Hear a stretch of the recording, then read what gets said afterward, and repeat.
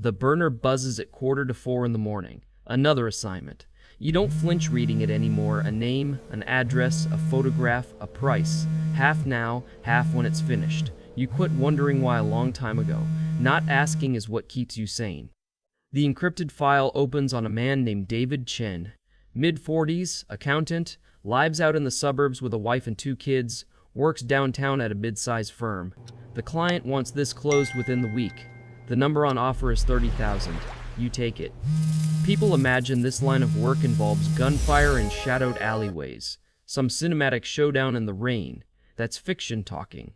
The actual job is quieter than that. It's patience, it's homework, it's the discipline of being so unremarkable that no one can later recall your face. You spend the first 2 days doing nothing but watching. A different rental sits down the block from his house each visit. Gray sedan Monday, white SUV the next day. Non-prescription glasses, a cap pulled low, the general look of a commuter too tired to be noticed. David's routine is a gift. Out the door at 7:15 sharp, same coffee shop, same order vanilla latte, extra shot, same walk to the office. Lunch is usually at his desk, except Wednesdays, when he slips out to an Italian place 2 blocks over to meet a woman who isn't his wife. Worth remembering. Anyone hiding something is already halfway to being caught off guard. His wife runs the kids to school at 8:30, hits yoga Tuesday and Thursday mornings, and spends Wednesday afternoons volunteering at the library. That leaves the house empty from 9 until 2:35.5 hours of nobody home. Plenty of room, but rushing is how careers like this one end, and 20 years in a cell isn't a risk worth the shortcut. 6 years in this line of work, and not one loose thread behind you. The method is always the same. Treat the target like a puzzle. Find the pattern. Find the crack in it. Slide through so cleanly nobody even realizes there was an opening. For this one, the disguise is a home security consultant. A quick print shop, paid in cash, turns out business cards. A clipboard and a polo with a made-up company crest complete the look. You run the pitch out loud in the car until it sounds bored and professional, exactly forgettable enough. Wednesday afternoon, you knock on the house next door to David's. An older woman answers, and the moment you mention a string of nearby break-ins and a free security walkthrough, she's waving you inside. People like believing someone's watching out for them. Room by room, you point out the flaws in her locks and her sensor-less windows, though really you're mapping her home against David's, since the builder used the same floor plan for both. Now you know the bedroom, the kitchen exit, which windows face away from the street. She puts the kettle on. You sit at her table for 20 minutes hearing about her grandchildren and how the neighborhood's changed. Eventually she mentions David quiet, keeps to himself. You nod and you file it away. That night, sitting in your apartment, you rule the house out as the site. Too many variables: early returning neighbors, delivery trucks, a mail carrier who notices the wrong thing at the wrong moment. You need somewhere public, but forgettable, somewhere his guard drops on its own. The coffee shop fits. You've clocked him there 4 separate mornings now, always folded into the back corner, scrolling his phone while his drink comes up. Comfort like that makes people careless. Online reviews mention the bathroom's a single narrow stall down a side hallway, isolated, but nothing that would raise an eyebrow. Nobody questions a bathroom trip. The method has to read as natural cardiac, something a coroner won't flag twice. A contact supplies a compound that mimics a heart attack and clears the bloodstream within hours, invisible unless someone's specifically hunting for it. And why would they? A 46-year-old man who lives on caffeine and skips the gym. It happens. 3 days go into memorizing the shop's rhythm when the morning line peaks, when the bathroom empties out, when the staff gets too buried in orders to notice anything. You run the whole sequence in your head until there's no hesitation left in it. Friday, up at 5. Shower, forgettable clothes, jeans, navy jacket, running shoes. One last check of the gear, the compound loaded into a modified pen, small and unremarkable. You're at the coffee shop by 6:45, minutes ahead of him. Black coffee, a table 3 down from his usual spot, laptop open as cover. 7:14 he walks in, large Americano, extra shot, phone out while he waits, same as always. His name gets called, he collects it, and settles into his corner. You give it 3 minutes to let the morning rush build behind him. The line stretches past 5 people, then 7. The barista's moving fast, the register's not even looking up anymore. Good cover. You get up and head for the bathroom, passing right by his table. He doesn't lift his eyes from the screen. Inside, you lock the door, count to 30, check the time 7:2, then step back out. He's still parked at his table. Not yet. Too early ruins nothing, but too late closes the window. You need him walking to that bathroom on his own, and the hallway clear when he does. 7:31, he stands, leaving his coffee and jacket behind at the table. This is it. A 5 count, then you follow, keeping your distance.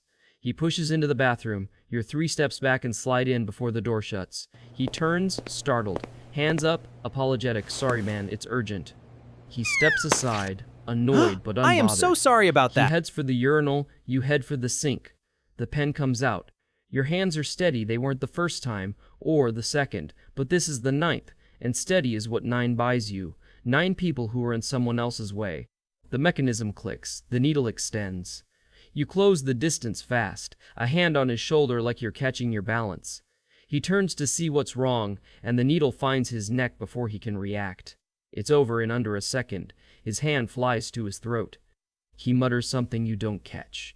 His eyes lose focus, and he goes down. His pulse is already fading under your fingers. You retract the needle, pocket the pen, and wash your hands. 30 seconds, start to finish.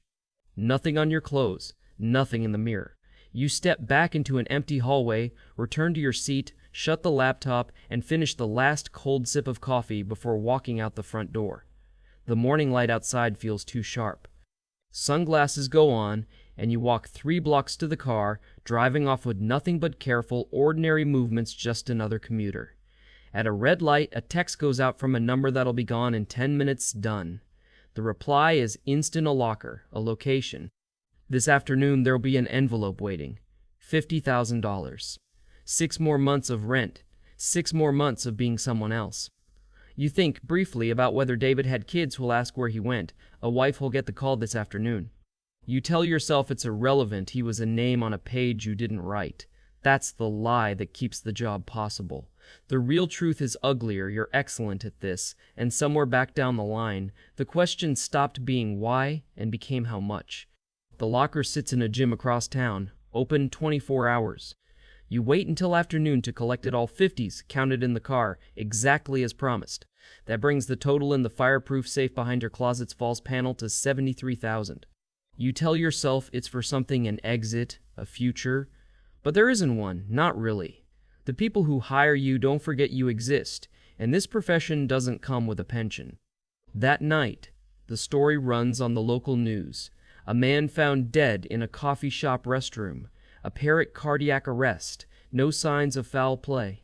His photo fills the screen for a moment before you turn it off. Pour a drink and sit with the dark, wondering exactly when you turn into this someone who erases people professionally, someone who's mastered the art of disappearing right afterward.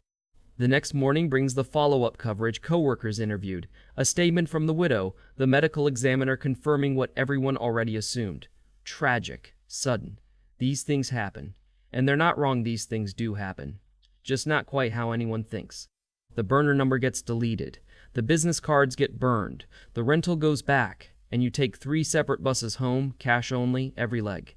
The pen gets scrubbed with bleach, snapped apart, and scattered across dumpsters in 4 different neighborhoods. By Monday, David Chen is a fading memory. By Tuesday, even his face is gone. That's the real skill nobody talks about, not the planning, not the execution, but the forgetting. The ability to erase someone from your own memory as cleanly as you erase them from the world. The phone will buzz again, maybe tomorrow, maybe next week. Another encrypted name you won't remember in a month. Another family left wondering what happened. And you'll take the job because somewhere back down the line, you stopped being someone who asks why and became someone who only asks how much. That's the actual cost of this life. Not the risk of getting caught. Not the weight of what you've done. It's the slow, quiet erosion of whoever you were before the first contract, before the first payment, before you learned exactly how easily a person can be made to vanish. You're a professional now. Efficient, invisible, expensive. A craft nobody will ever know you practice, and the only mark you leave behind is the empty space where someone used to be.